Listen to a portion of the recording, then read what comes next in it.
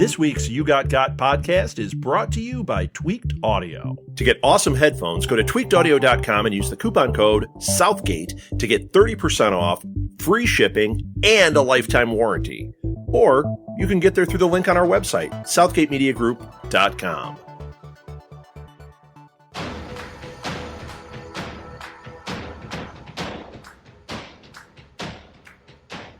Hello, everybody. My name is Carly. My name is Sophia. And this is You Got, the Game of Thrones podcast where we talk about Game of Thrones. Yes, we do. We do. You said on a regular basis. On a regular, pretty much weekly, I'd say. Yeah. Literally. Weekly. Literally weekly. Every single week. So we're today talking about No One, the episode No One. Yes, Season 6, episode 8, No One. Yeah, which is crazy that we're already that far into the season. 2 weeks left. I know.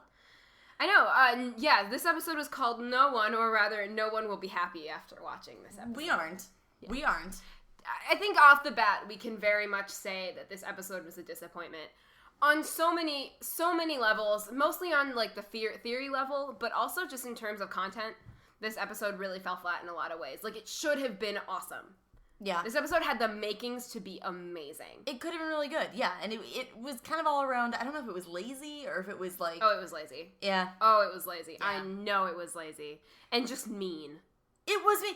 Well, it was mean because this entire season, the whole thing has been about, fan theories. And like, oh my god, these fan theories are probably going to be true. And they've kind of been stringing us along with like the L plus R equals J thing, yeah. like, which is, I guess understandable because it's all but canon at this point. But this episode almost seemed to be trolling. And I have so many issues with the way that it feels like they dragged us along. Yeah, well, it's meta in a show that should not be meta. Right, because, one of the most important things about the show is the fan theories, is that we can dig deep into the lore that they've given us and piece it apart and find incredible and intricate connections that might not be possible. The fact is, the Clegane Bowl and Lady Stoneheart are two of the major theories that actually come from the books, really. Mm-hmm. But they were birthed in the books, but they have been recreated and shown in the TV show, and now only TV watchers like you who haven't read the books are totally on board with them. Yeah.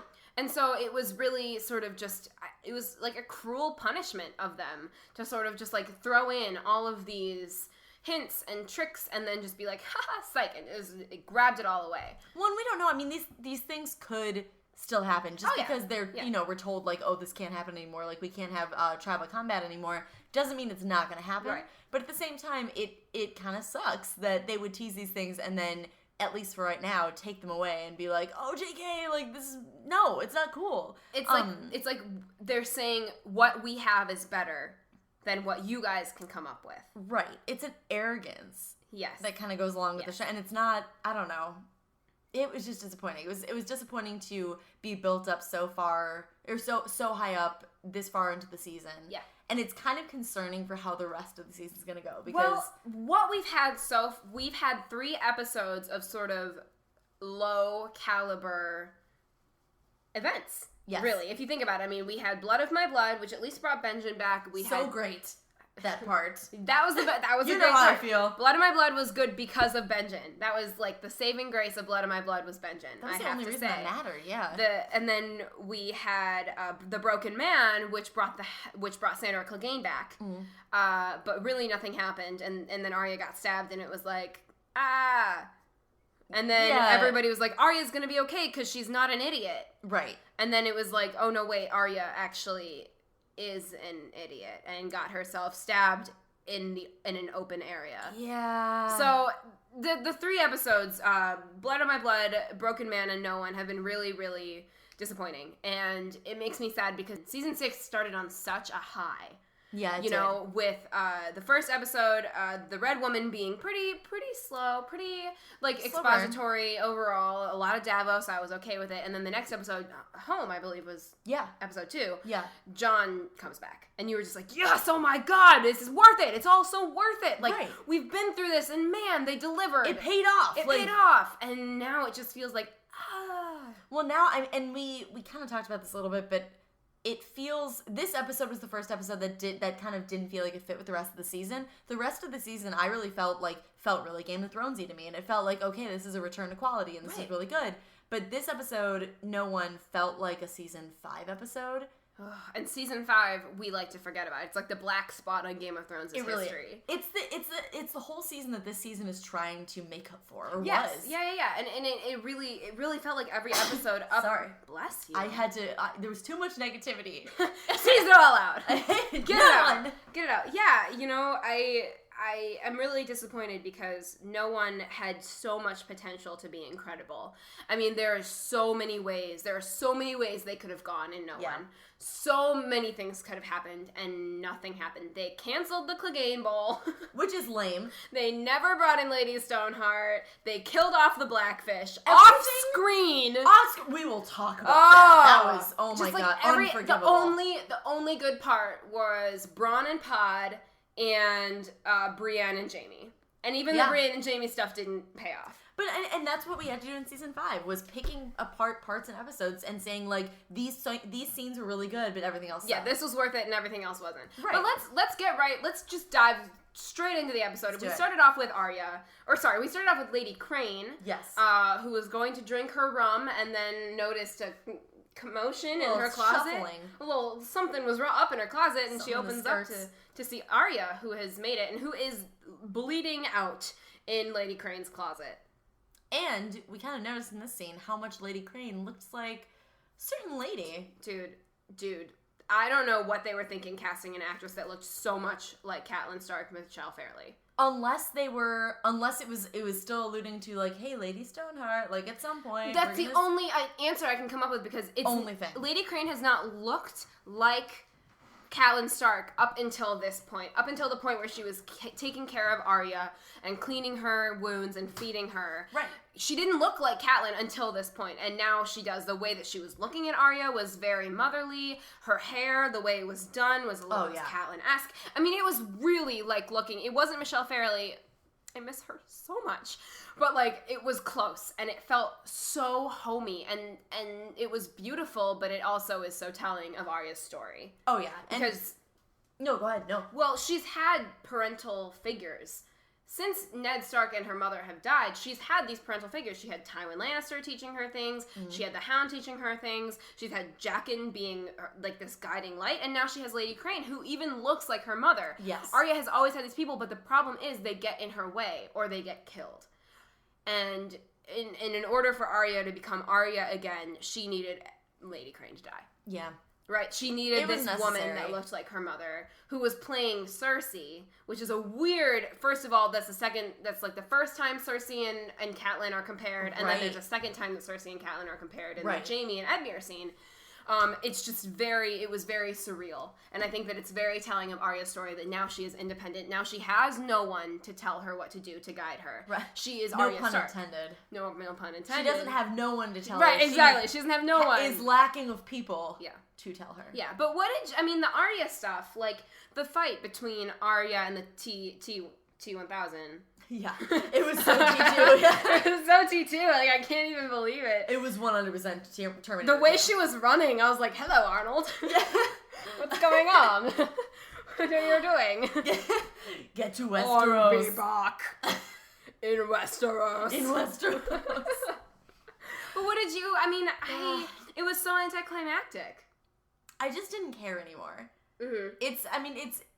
It's been a kind of battle of, the wave is gonna kill Arya. That whole lead up has been such a long lead up and a slow burn. I honestly didn't care anymore. And it was predictable. We knew that Arya was gonna win. And that's exactly what I wrote down.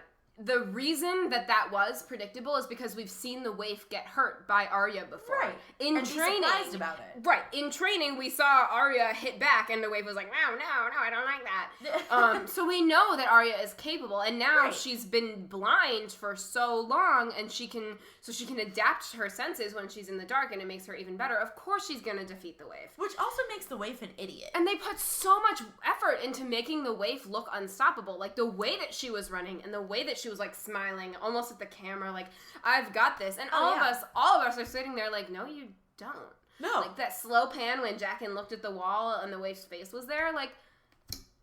Well, and, that's the thing, is the waif was never the key of this. The whole point of this entire slow build has been that this is the final test. Right. And this is the final test for Arya to become no one, which, she became Arya Stark instead. And it almost looked like Jaqen was pleased.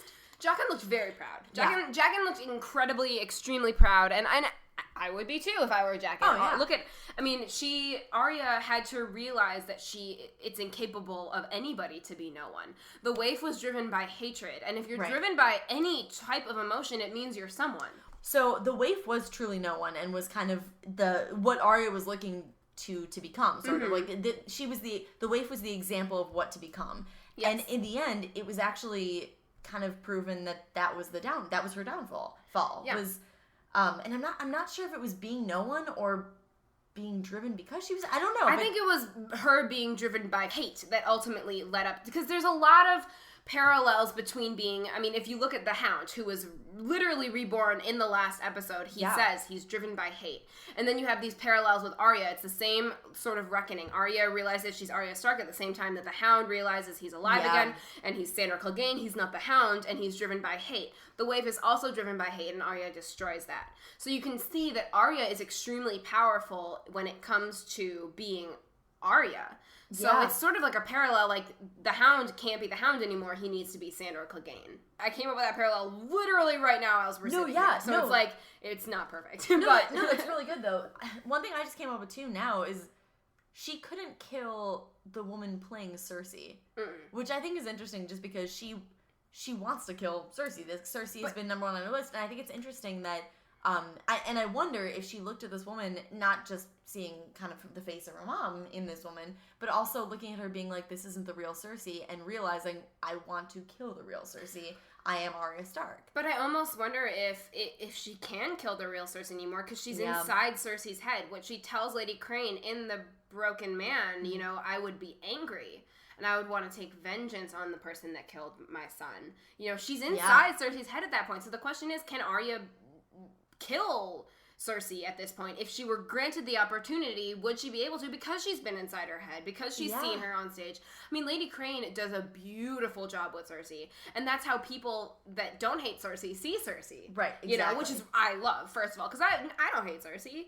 Do you? I don't think I do either. She's not, look at given all that she's been through, of course she's turning out the way that she's turning out. Oh, yeah. Yeah. What she is not, of her own volition. Right. What she is because of what she's had to kind of survive. She has had to go through, she's lost two children. She's lost 2 children. She's lost a lot of people in her life. Technically 3, because Tommen is lost to the faith now. Tommen's gone. So it's interesting, and I really wonder if Arya would be able to kill Cersei if she had that chance. But now we get to see that, because Arya is going to Westeros. Arya is going to maybe meet up with the Hound again. We don't know how she's going to get to Westeros. So much. Maybe, I have no idea. She's in Braavos, so she can get to Westeros pretty easily. She's just got to take that boat, and she has the money for it, and now she's alive to do it. So I believe in Arya, and I'm ready. I don't think we're going to see her in Westeros until season 7. I don't think so either. I think the majority of her story is done for now. Yes. What I would love to see is her go north and see Jon before it won't happen, but oh my gosh. No. That is the reunion. I know that Jon and Sansa was a great reunion. The reunion I really want is Arya and Jon, because they were always kind of the black sheep of the family, and they got along. They really did. They loved each other. Like you said, we were talking about this earlier. Yeah. No, Arya and Jon have a very deep inherent connection. Right. And it's extremely powerful to the two of them. Sansa and Jon never got along, which is why it was so great to see Sansa and Jon meet for the first time since season 1. To see Arya and Jon meet up. Oh my god. Whew. But I'm looking at, Braavos is located across the narrow sea from the Eyrie. So I almost wonder if that's how Arya's gonna. But I don't know who the shipmaster is that's gonna take her to Westeros. Yeah. She can go anywhere, but I almost wonder if they'll be headed to Gulltown, or if they'll be headed to Storm's End. Not Storm's End, maybe King's Landing, unless King's Landing is burning. We have no idea. Arya, but I don't think we're gonna see Arya in Westeros until season 7. But I do want to talk about the Hound and his murdering spree. Oh yeah, his murdering spree. Yeah. I keep trying not to call him the Hound, because I think that the Hound died when Arya left him. He does not seem like that person. The Hound is a name that represents who he was when he was working for the for Joffrey, for the crown. He was a hound of the military. He was a dog of the military. Right. He did what he was told without asking, without even questioning it. And then when he leaves, he still keeps that name because it's scary. Right. And it's affected. It affects people. People are like, oh God, you're the hound. But now they still saw him as this pawn. When he meets up with the Brotherhood after killing the Bootherhood, I like to call them the Bootherhood, the ones that strayed from the Lord of Light and strayed from Beric Dondarrion and Thoros of Myr, the Bootherhood, that Bootherhood. But he actually, like, he's a person when he's a part of the Brotherhood. Yeah. And they call him Clegane. They don't call him Sandor. They don't call him the Hound. They refer to him as Clegane. Yeah. When he meets up with them. Well, he's truly been reborn. I mean, he is kind of like everybody in this season, and like this season as a whole. He's been fully reborn. To me, he was the no one of this episode. Oh. Did I hit a nail? Did I? Anyway, yeah, I think that Sandor Clegane is definitely who they meant by when they were talking about the broken man, and who they meant when they were talking about knowing, because he doesn't know what he's doing with his life. Right. He's sort of, yes, he's driven by hate, and he wanted to kill the Brotherhood, but he killed the men that hurt, Septon Ray, and that hurt his hippie convene. Right.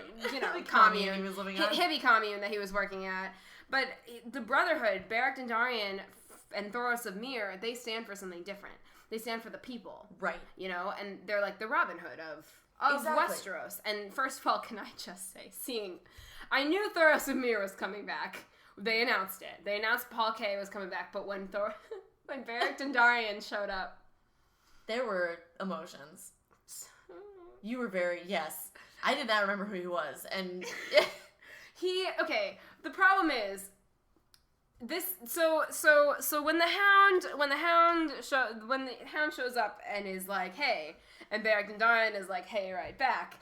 Beric Dondarrion is dead at this point in the books. Yes. Beric Dondarrion gave his life to bring Catelyn Stark back to life. Oh. So seeing him is like very much like, that's why the Lady Stoneheart theory totally falls through at this point, is because when Beric Dondarrion is alive, Lady Stoneheart is dead. Therefore, and it's been years since the Red Wedding, so where is Catelyn Stark's body in relation to... And what does it look like now? And what does it like? Because even then, she'd been in the river for 3 days when they bring her back, and her body was extremely messed up. So it's been apparently years, according to Edmure, since the Red Wedding. How on earth would they bring back a body that is so far gone? Right. So... that's a question I have, and it really hurts that we might not be able to see Lady Stoneheart this season, but to see the Brotherhood again, and to know that they're trying to head north to give aid to Jon, and to fight the real war that's going on. Yeah, and that's what's been kind of frustrating, actually, ever since really the first couple episodes of this season, is now we know what the actual war is. Yep. We know that it really has nothing to do with the throne. The whole concept of Game of Thrones has pretty much been shattered. It is no longer about the throne. It's not the War of Five Kings. It's not the War of Five Kings anymore. It's the war of it's death versus life. Basically, it's winter versus summer, and it's dark versus light. It's all fire versus ice, if you will. A song of ice and fire. Like, it's not versus. Technically, it could be working together against the army of the dead. Yes. In tandem. Yes. Exactly. Yes. Could just be a Targaryen. Well, it's interesting how much they've reiterated throughout this season, especially how the dead are coming. The dead are coming. Oh, did you hear that? Did you hear that? I think the dead are coming. Oh, really? Yeah. Did you hear? Did you not? Oh, I had no idea. Oh, yeah. You gotta get ready for that shit. Shoot, guys. Maybe the War of Measly 5 Kings, which isn't even 5 Kings anymore. There's literally, like, only one left. Or 2. There's, like, 2 left at this point. We don't know anymore. It's falling apart. It's not a war anymore at this point. There are people, it's just factions battling and duking it out, because the Lannisters want complete claim over Westeros, and the Tullys are like, no, until the rest of the Tully army, Tully army is like, oh, psych, we're gonna kill off Brynden. This is all word for word. So, yes, yeah, that's, yeah. Brotherhood without banners, at least we know that they're an interesting storyline, and we know that they're headed in the right direction. We know they're literally headed in the right direction. Literally and figuratively, They're going north, and that is what we need to see from everyone, and no one is except for them. And I'm so excited to see the Hound with a Valyrian steel sword taking down White Walker. Oh my god. He will be the greatest person to see in that battle. That is going to be so much fun. He just needs to make it there. Which, that's the thing. Everybody always tries to get to the wall and they don't make it. Right. So. Which makes sense. Him taking down White Walkers would be the best thing ever. And I mean, why else is he going to have a sword that's Valyrian steel? Like. Well, I mean, he doesn't yet, but I would like him to get one. That's what really what I'd like. You know he will. He will. If Lady Stoneheart doesn't show up, at least give me the Hound with a Valyrian steel sword. Well, and that's the thing, too, with this episode, is there were so many things teasing Lady Stoneheart. So many. They talked, we counted, I think 3 scenes? 3 or 4 separate scenes where they either talked about Catelyn Stark. Or alluded to her. Or alluded to her in the form of, what was her name? Lady Crane. Lady Crane. Yeah.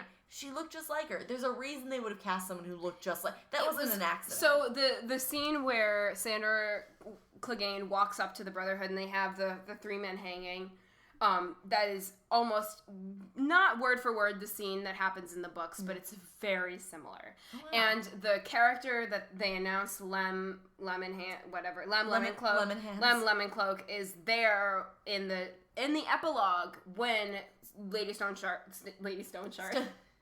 when Lady Stoneheart shows up for the first time. Like, it's so they literally, that scene is set up right there. They even have the freshwater lake or river or whatever that he pees into. Yeah, that you're like, her body is about to show up. Oh, that was I thought she was gonna like rise out of the water and be like, oh, and they're really? Like, we actually have a secret weapon, and then they like raise her out of the water, and it's incredible. And you're like, this shouldn't be happening, but I love that it is. Oh my god, yes. You know, because what can you imagine? Like, just how cool it would be. How cool it would be. So, they really lost it out. Unless they're like just gonna have it later. In which case, you know, I thought they might. I don't think they will. Yeah. I think this was kind of a mean trolling episode. I think this was a troll episode overall. Yeah. Yeah, which really, it's not cool, you guys. It was really not cool. It fell flat. It fell flat, just like the goodbye between Varys and Tyrion in Marine. Take it away, Sophia. That's all I have to say about this scene.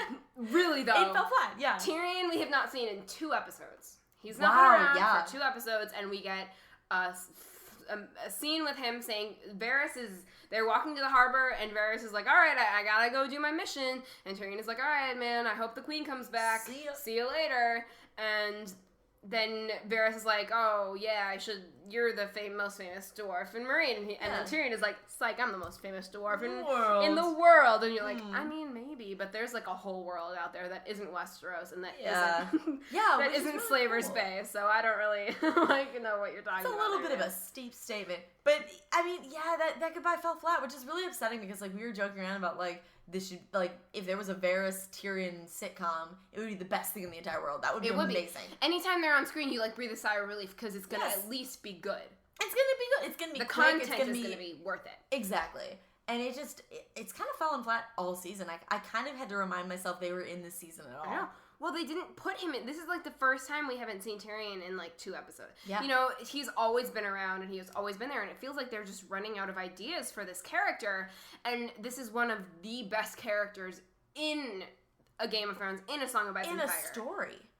At all. He's a fabulous character. He's everything you could want in an anti-hero. Well, and what's also upsetting is like they've done so much in the past 2 seasons to really like kind of build this character up in a new way. Like him seeing Drogon and him getting to Daenerys. I mean, there were so many ways to build him up, and what are they doing with it now? Nothing. It's just falling flat. And even the scene between Tyrion and Grey Worm and Missandei was just all we got was Grey Worm to smile. That was actually shocking. Let's talk about that. Like, yes, I mean, smiled. Wow, whoa, never seen that before. It's like when you have a baby and they smile for the first time. It's like, oh my god, miracles happen.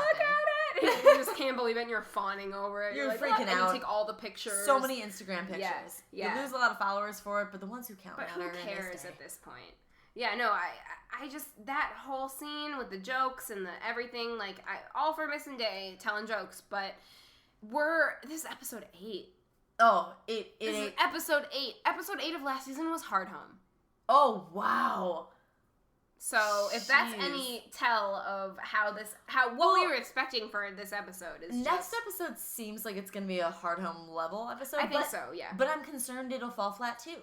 Well, I'm concerned about that now. I am too. I'm very concerned with the way that this season has been going. It was so strong. Yeah. From out of the gate, it was just really, really strong. And then it's been 3 episodes of just weak. The only cool thing that happened was Benjen. And it's been parts. And now it's just like even the cool stuff that should be considered cool, Arya being Arya again, is just it falls by the wayside because it doesn't. Yeah.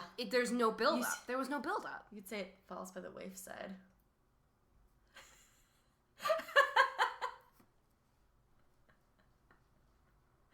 Take that back. You just made. Take it back. I can't. Take it back, Carly. Take it back. I have a feeling, though, I'm just going to change tracks right now because I can't even... Whew, that was a lot. Varys. Where do you think Varys is going? I don't know. Where is he going? I think he's going to the Ironborn. He says that Daenerys needs ships. Yeah. You know, he says we needs friends and we needs the ships. So I really wish he talked like that. Like he's gonna go and be like, Yara, Greyjoy, Theon Greyjoy, look at me, I'm amazing. Tyrion's over there. Come help me. And he's gonna be like, I know Daenerys, and they're gonna be like, oh, you do? Yes. Okay, let's join forces. That would. Let's join forces. Why not? Why not? Anyway, yeah, I mean, that actually would be really cool because that has been a theme this season too. It's just like characters we've seen separately all coming together. Yeah. It started last season with Daenerys and Tyrion. It's continued this season with even Sansa and Jon. Definitely. Oh yeah.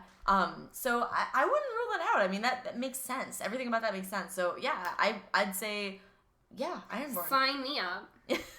Put me down on that list. Really, though, what is, like, Tyrion gonna do without Varys? That's the real question. He doesn't look like he even knows what he's gonna do without Varys. He sees him go, and it's like a puppy who's watching his owner go to work. And he's like, no, don't leave me. When will you come back? Come back. I miss you. Speaking of Lannisters, though, let's talk about Cersei. Oh, let's talk about Cersei. Cersei, it is so sad to see her where she is right now, because it was so promising in the beginning of this episode. She had the line that basically got us all pumped up for the season, the I choose violence line. Oh. That was the line of this season. We were all waiting for this moment for her to get built up. She did. The Mountain did some stuff in this episode. It was real gruesome. He ripped great. the dude's head off. He ripped a dude's head off. And he his finally spine did something. out. It was amazing. I didn't even watch it. Mortal I watched Kombat it style. He would actually be a great Mortal Kombat character. Yeah, I would play him on Mortal Kombat for sure. I would only play him. Kombat. Mortal Kombat. I'm from Michigan. Yeah, it's upsetting because this episode I was sure was going to be Cersei's rise back to power in a way that we have not seen in way too long. She has been knocked down so many times. This season has just been her being knocked down into the mud. And it first seemed at the beginning of this episode that this was going to be the time of Cersei for her to rise up, and then that kind of fell apart. Yeah, fast. Well, the reason it fell apart is so that she can rise up again and destroy. I hope everything. But I feel like that it's so disappointing to see that, like, oh, she's gonna rise up. Oh no, she's not. It's just so many ups and downs that are kind of getting exhausting. With the show that the Mountain put on in this episode, I mean, him ripping a guy's head off. You really, really thought that Cersei. You were like, yes, and when she walks into the throne room and everybody moves out of her way. I was like, work it. You are looking amazing. Parting the Red Sea of Come people. on, yeah, she's legit parting the Red Sea. She's Moses. Oh, yeah, she is. See, I can sometimes pull those out. You did like but like I was like, she's gonna rain justice from above. That's an Overwatch quote. Up. You're welcome. That was Hamilton. Justice reigns from above in terms of Cersei. But no, instead she gets screwed over by her limp dick of a son. Yup. Yeah, he's pointless. I don't even want to see him die. I just want to see him, like Dorne, disappear. Oh, Dorne. Dorne's just, like, never coming back at this point. Dorne I don't is think. Thank God. The next 2 episodes are called the Battle of the Bastards and Winds of Winter. Dorne is not a part of There that. is no room for Dorne anymore. It is Sorry, gone. They were so good, and then just nope. Just I've never seen such bad writing. Oh my God. In terms of that, like, how do you develop an entire plotline through an entire season that was so bad? Season 5 was horrible, but at least claim it. Come on, guys, claim the fact that you screwed up. Yeah, live up to it. At least turn Dorne into something good, or blow it up. One of the two. We don't do care. something. Just do something. Make it sink like Atlantis. I don't care. Do something to just ensure that it is gone and reassure us that, like, you don't have to worry about it anymore. Yeah. Sleep, sweet prince. Sleep, sweet prince. Yes, only dreams now. No, but Dorne is just as disappointing as Cersei was, and in terms of Tommen. Yes. Sorry, Cersei's not disappointing because I think that Cersei has something very, very, very extreme planned in terms of what she and Qyburn talked about, which I believe is the wildfire. Oh, I hope. And that was in the vision. And it was in the vision. It was in Bran's vision, you know? So burn it all. Bran's coming back. Probably not in the next episode, but in the episode after. Bran's going to be in the episode 10. Bran's going to be a huge part of episode 10. He's like the puppeteer, so obviously he's going to be in it. But Cersei overall, just like having her stand in the gallery with the rest of the noblemen was degrading, especially because we've seen how far and how huge she grew, right? Yeah. She's the mother of the king. She was the queen regent. Yes. Of Westeros. She had power, and now she had doesn't. Power, and Kevin Lannister is on his high horse, being like, I'm so ready. Kevin's gonna die brutal. They're all gonna die brutal. The end of this season is gonna be bloody. It's gonna be beautiful. Gorgeous. It's gonna be bloody. Oh yeah. It's gonna be like red rubies rolling in the streets. But red rubies. Well, like blood. You know what are similar to rubies? What? Sapphires. You know who's from the Sapphire Isle? It's Bran. That was one hell of a transition, and you nailed it. They're getting better. That was real good. That was smooth. I know. That was butter right there. So Brienne and Podge show up in Riverrun. They do. My dreams came true. It was the greatest soap opera that will never be. You get Podrick and Bronn. Oh my growing God. out, and then you get Brienne and Jaime, the love story of the next Secret like 100 years. Yeah, and I'm all right. So that is one thing I also don't know if I liked about this episode. Not the implied love story, but the fact that they talk about it so much. Like where Bran is like, you're wondering if they're like, are they doing stuff? it right now? Are they touching? Are they touching butts? Are they touching butts? Are they shaking? That's how they do it in Westeros, don't you know? No, yeah, actually, Bronn was the biggest Kingkeeper hype man I've seen in a long time, and I'm in full support. He ships it hard, and I ship it hard. I mean, he's like. I mean, I do her too. Yeah, that's what Bronn says. He's like, do you think he's doing her? I'd do her. And jealous I'm like, much? No. No. Bronn is one of those men who sees it. He's like, nah, I could never. I'm not man enough for Brienne. That is fair. Neither is Jaime, to be honest. But I still ship Jaime and Brienne so much harder than I've shipped anybody else in Game of Thrones. I ship them now. You've convinced me. I mean, oh my God. I did convince you. You did. The eye contact that was going on in this episode. Oh my God. The thing about let's talk about Jaime and Brienne. Because, they're so sassy to each other, which I just love. Like, there's a little bit of a witty banter there, but what I really love is that Jaime sees Brienne for who she really is. He doesn't see her, as this strong, extremely buff and tall woman. Sorry, Tormund, I love you, but just, he just wants her because she's a challenge. Yeah. Jaime actually sees her for who she is. He sees her as a person. Right. Not just as this big buff, like, I'm a lady, proving myself on the field type of person. He sees her as an equal where nobody else did, I think. Oh, absolutely. Yeah. And Brienne is like, wow, this person actually sees me as an equal. For the first time in her life, she's being treated as an equal. Right. And not as being talked down to, or because of her size and because of the way she looks. Jaime is, I mean, he from at the beginning, he's like, man, you're huge, and I don't, like, you're weird looking. Grew. They had to grow into their... God, he does most of his transforming, I should say, when he's with Brienne. Right. And so to see him, and to see them come back together, and to see them just, like, appreciate each other again. Yeah.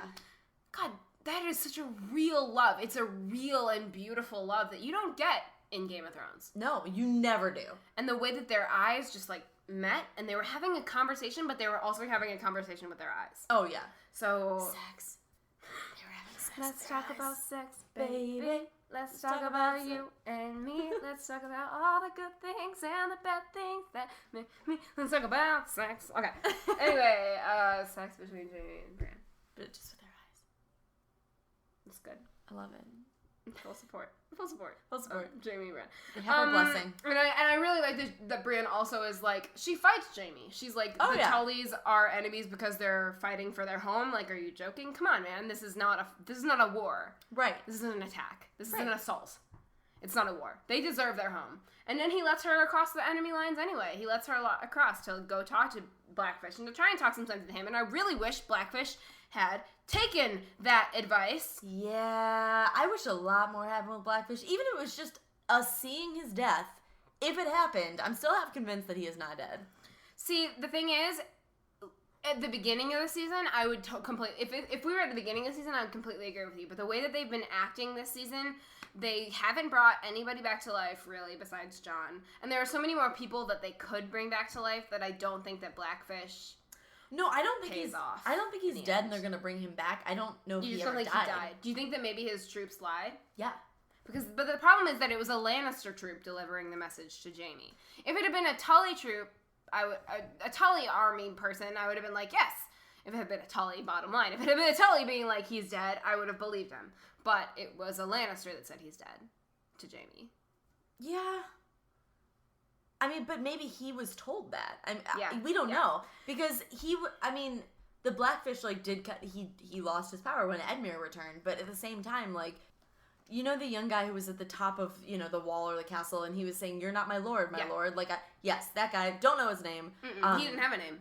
He didn't. He was no one, you could say. Oh. But I kind of wonder. I mean, he saw when Edmure came in, and when he was getting orders from Edmure to basically put down the weapons, you could see in his face, like, oh my god, maybe we're all making a mistake. So I wonder if they didn't protect the Blackfish. I hope they did. I want to think they believe might have. that Blackfish didn't have a sissy army, because the Tully house motto is family, duty, honor. If you're under House Tully, if you're a bannerman to House Tully, that's a really big deal. So It's shocking to me that guy initially said, I support Lord Edmure, he's the rightful heir. And you're like, no, he's not the rightful heir. He has none of the things. He hasn't been around. No. And honestly, it's really frustrating because Blackfish knew what he was doing. He knew that he could hold the castle if he had troops that were willing to hold the castle with him. Right, exactly. Because they had the provisions for 2 years. They could have completely lasted. Oh yeah, they could have just holed up in there. Yeah, it's frustrating. But I don't know. I there was no body.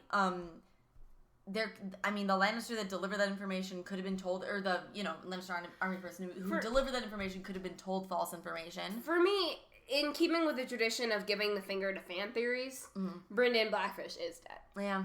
Because there are too many characters at this point, and we haven't known him a long time. Even though he was a huge deal in Season 3. He was in so many episodes of Season 3. I just rewatched Season 3, and I'm like, wow. Oh, look at how much he's in it. He's even in the Red Wedding episode, and he steps out right before the Red Wedding happens. Oh, and you're just like, oh my god. So yes, it could be a red herring, and somehow Brendan's troops aren't complete imbeciles, but I highly doubt it, because that's the way Game of Thrones has been played out. This episode is literally the perfect example of that.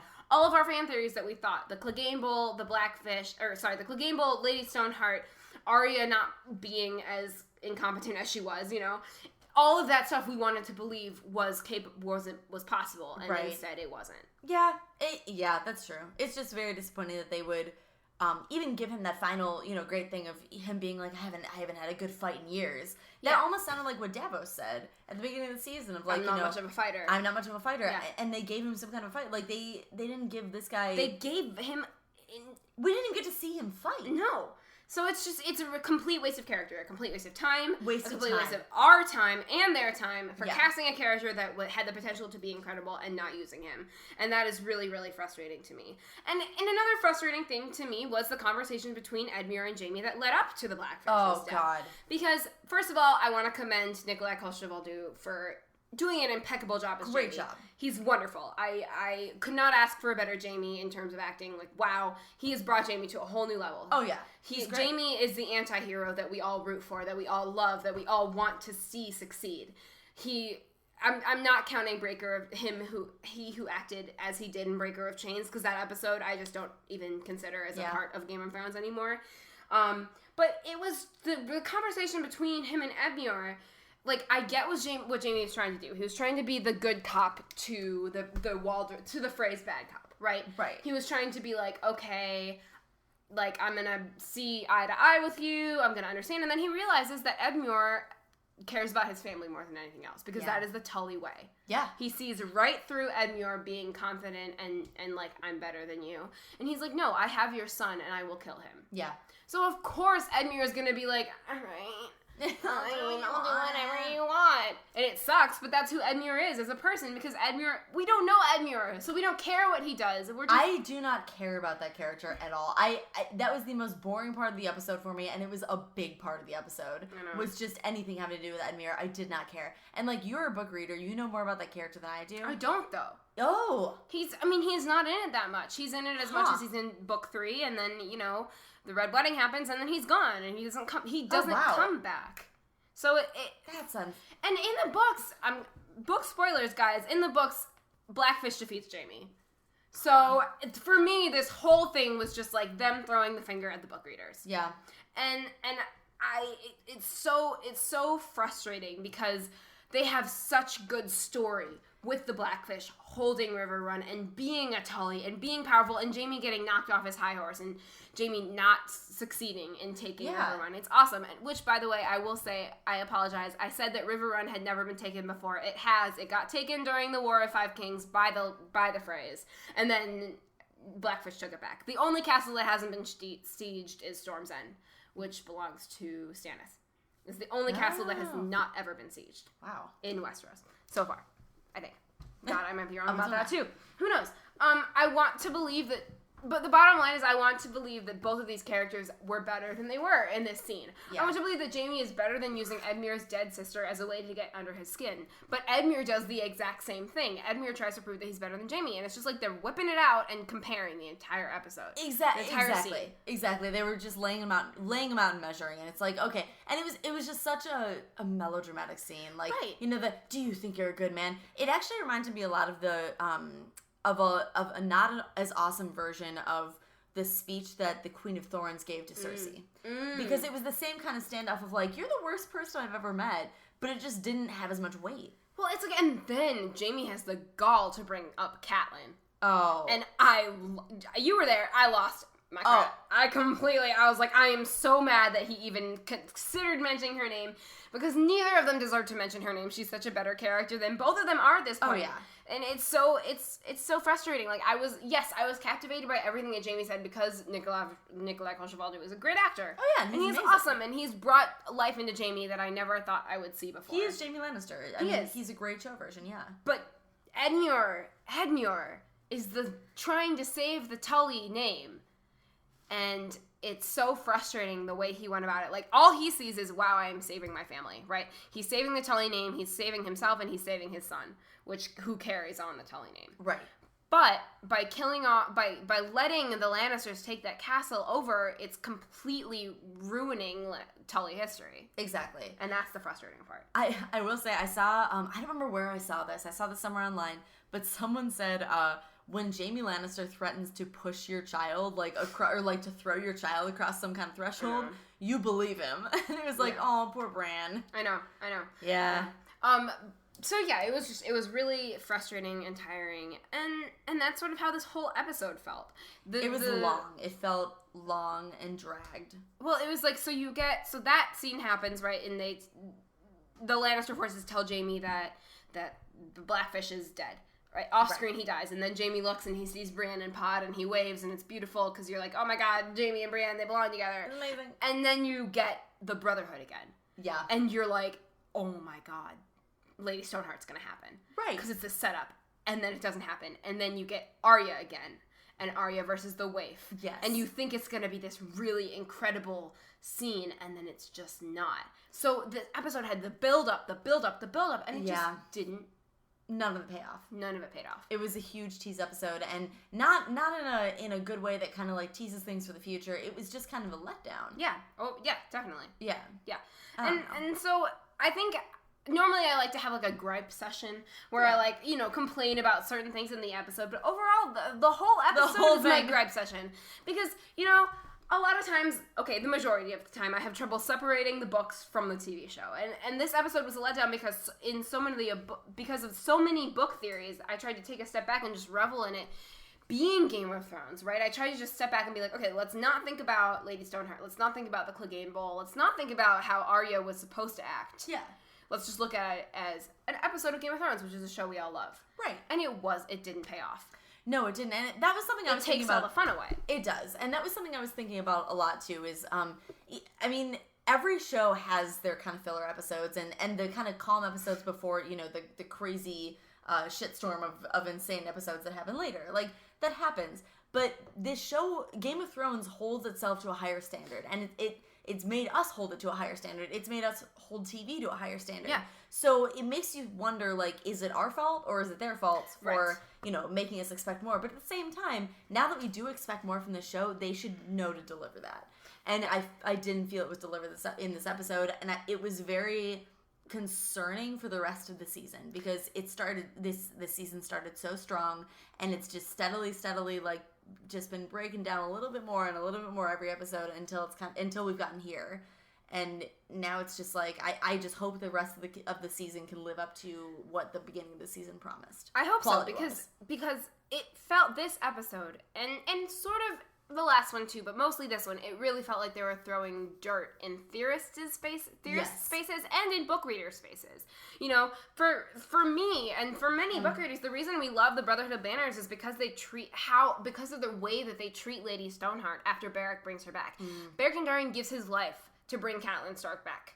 Right, and then the rest of them are like, okay, so there's this woman that this man held in the highest regard, and now we have to, listen to her and adhere to her. And Clegane Bowl means we get to see Cersei finally get her just desserts. It's all and Arya actually realizing that the wave is after her and prepping for that. It means that Arya is a clever character, right? And she's not just she's multifaceted in more than ever in more than any way that we've ever seen her. And to me it just seems like lazy storytelling, and I'm interested in lazy storytelling because there was so much of it in this episode, right? There was a prime opportunity for so many things, and how cool would it have been to see an undead Catelyn Stark rise up or just show up? Like, can you imagine the reaction? Well, that would have been amazing, but also at the same time, why waste so much time teasing it if you're not going to have it pay off in the future or in this episode? I mean, it didn't make any sense. It ended up being a huge time filler that we did not need, and it was kind of a spit in the face of fan theorists, which is upsetting, especially in a season that is so fan theory heavy. Like, why would you immediately like kind of turn your back on that as a person writing the show, just to, I don't know, fill some space and maybe tease like a possibility to distract us? I don't know. Like, well, I mean, it's like George R. R. Martin has given them an incredible story. Oh my God. He has written out everything. He has come up with every detail of this story, and they chose to not adhere to that. They chose to do something different. So they have to prove that they can. Right. And that's what I thought this episode was gonna do. If they didn't do Lady Stoneheart, they were gonna do something better. Right? Exactly. If they didn't do the Clegane Bowl, they're gonna do something better, which they're sort of building up to with Cersei and the Wildfire. Yeah. Right? They're definitely building up to Cersei sort of losing her mind and becoming this crazy person, which brings me to my theory, actually, of this week, which is that Cersei obviously is gonna burn King's Landing to the ground. Yeah. And Jaime's gonna come back. And after he needs to fall off a high horse, right? His high horse is River Run at this point. Jaime needs to fall off his high horse. Jaime's gonna hear that Cersei has burned King's Landing, or Jaime's gonna hear that the trial of combat's not gonna happen. Yeah. He's gonna head back to King's Landing. Cersei's gonna burn King's Landing. He's gonna show up, and he's probably gonna have to kill her.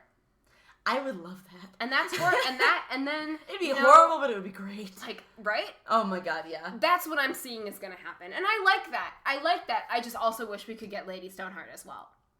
I do too. And I mean, at the very least, and the problem is that it's not even about Lady Stoneheart coming back or not being a thing. It's not even about that. It's the fact that they set us up the entire episode, like you said, to expect something of that equal. Yes. To expect something that was either Lady Stoneheart or something cooler. And I saw an IO9 title that said, when Game of Thrones isn't shocking, it's shocking.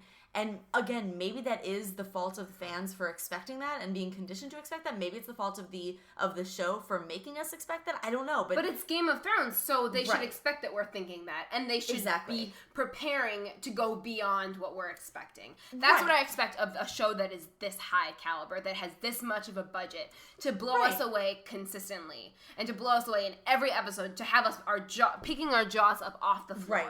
Every single episode. Even in the slow episodes, even in an episode like this, if you're not going to have a shocking moment like I said, Lady Stoneheart or the equivalent of it, then don't tease it. Or at least the build to the Clegane Bowl. Something. Yeah, exactly. But it feels like we've lost everything we've built towards except for the war in the north. Exactly, and that's why this felt like some kind of distraction from we want to build that up next episode. We want that to be really shocking. So this episode, let's throw in everything we can to distract from things going on with Jon and Ramsay and things going on in the north. And we're going to forget about this for one episode, and then we're going to go back to it, and you're going to be like, oh my god, so much happened. Because it looks like a lot is going to happen. It looks like, hopefully. But this week, nothing happened. Nothing happened. And it's really frustrating. It's frustrating because it just further shows that Game of Thrones has two settings. Shock value and just awe-inspiring, jaw-dropping moments, or we don't know what to do with what we just set up, so we're just going to kind of pander through whatever we're doing now. Yeah. And there's two settings. It's either go or, slow as sludge. And this episode was slow as sludge. It had good moments. It just fell flat in execution. Kind of like last season. Oh, God, season 5. I know. I have to say it's very sad. And even Dany showing up in Marine was... She didn't say anything. She didn't say anything. No. She just showed up and then done. And you're like, oh. Great. Okay. Drogon, it was like we can use a little bit more of our budget for the dragon, and they kind of had the but no budget for Lady Stoneheart. No, none of that. No. Oh my god. Yeah. So this episode was a gripe session. The whole thing.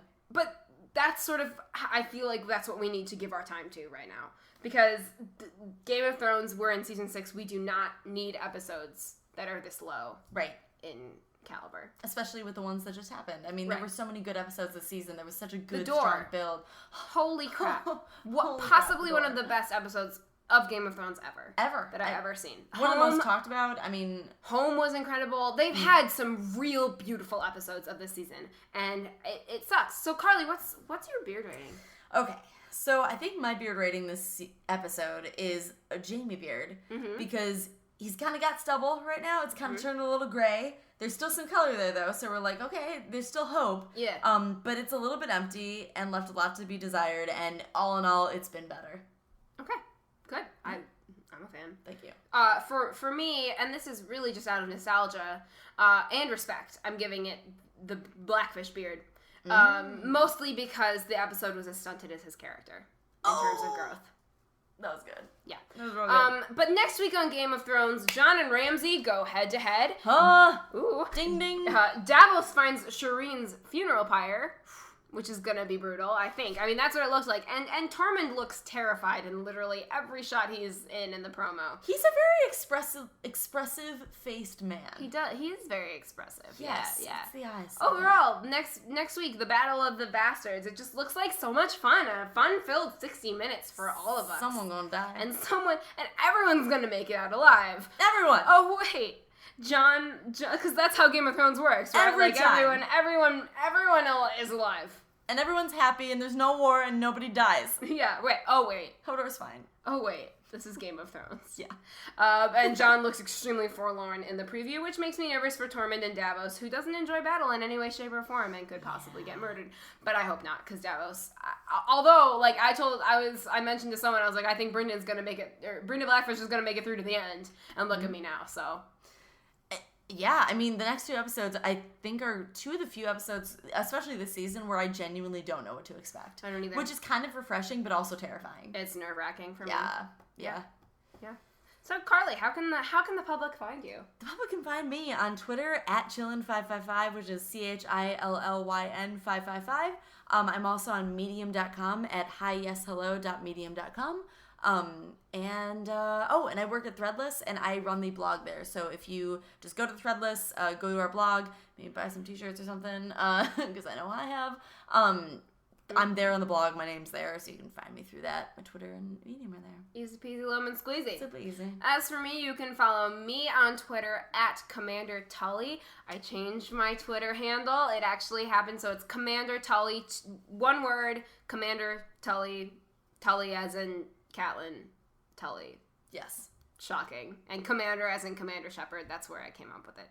And you can follow the podcast on Twitter at YouGotGotPod. Be sure to check out our vlog this week. Yes, that is the thing we're doing. After every episode, we record a vlog, and it is out usually the next day because Sophia is on top of her awesome editing skills. I try to be. Super fast. You're, like, so good. It's like the wind. Stop it. You're making me blush. Oh my god. Yeah. But we really hope that next week is better. Yeah. Really do. But if it's not, then remember, the night is dark. But full of Davos.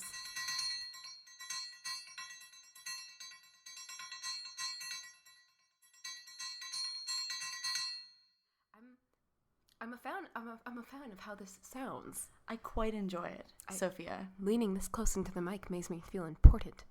We sound expensive. ASMR. Hello, this is me rubbing your ear. I'm an ASMR artist. Do you know what ASMR is? No!